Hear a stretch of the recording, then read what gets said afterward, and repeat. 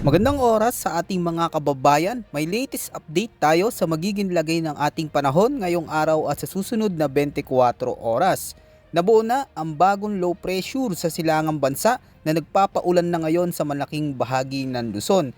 Lalakas ba ito bilang bagyo sa mga susunod na araw at saan naman kaya ang magiging direksyon nito? Alamin natin ang bagong detalye dito. Ayon sa pinakabagong datos ng Pag-asa, ang low pressure sa silangan ng Luzon ay namataan sa baybaying karagatan ng Polillo Island, Quezon. Kasabay nito, patuloy na nakakaapekto ang easterlies sa Luzon, Visayas at Mindanao dahil dito ilang lugar sa bansa ang makakaranas ng maulap na kalangitan na may mga malalakas na pag-ulan at thunderstorms sa mga susunod na oras. Ngayong araw, asahan ang forecast weather condition sa mga sumusunod na lugar. Asahan sa Metro Manila, Calabarzon, Bicol Region, Isabela, Cagayan, Quirino, Nueva Ecija, Bulacan, Aurora, Oriental Mindoro at Marinduque ang maulap na kalangitan na may kalat-kalat na pag-ulan, pagkulog at pagkidlat lalo na sa hapon at gabi dulot ng epekto ng low pressure area at posibleng magdulot ito ng flash floods o landslides lalo na kung may mga malalakas na pag-ulan. Sa Visayas, asahan ng bagyang maulap hanggang maulap na papawirin na may pulu-pulong pag-ulan, pagkulog at pagkidlat dulot ng easterlies. May posibilidad din ito ng pagbaha o pagguho ng lupa kapag naging malalakas ang buhos ng ulan.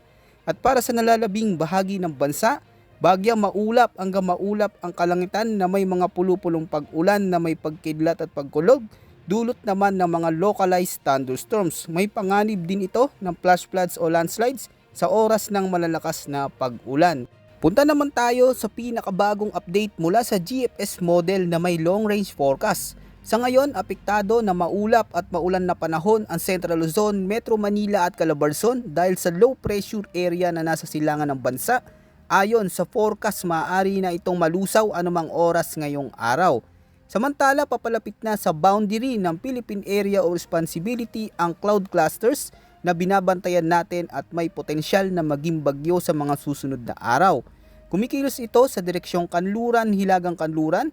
Inaasahan sa araw ng Biyernes ay papasok ito bilang LPA at may mataas na tsansang maging ganap na bagyo na tatawaging Mirasol. Posible nitong tawirin ang Caraga o Visayas area sa mga susunod na araw. Ngunit sa ngayon, hindi pa tiyak kung tatama ito sa kalupaan o dadaan lamang sa silangang bahagi ng bansa. Kaya't hinihikayat namin ang ating mga kababayan na manatiling nakaantabay sa mga susunod na ulat ng panahon dito sa ating channel para sa pinakabagong update at bagong impormasyon na dapat nating malaman. At lagi sundin ang mga paalala ng Pag-asa at ng lokal na pamahalaan para sa kaligtasan ng lahat. Yan muna ang ating pinaka-latest weather update at ulat panahon. Ito po ang inyong weather forecast ng bansa. Maraming salamat po at maging alerto ngayong nakakaranas tayo ng sunod-sunod na pag-ulan.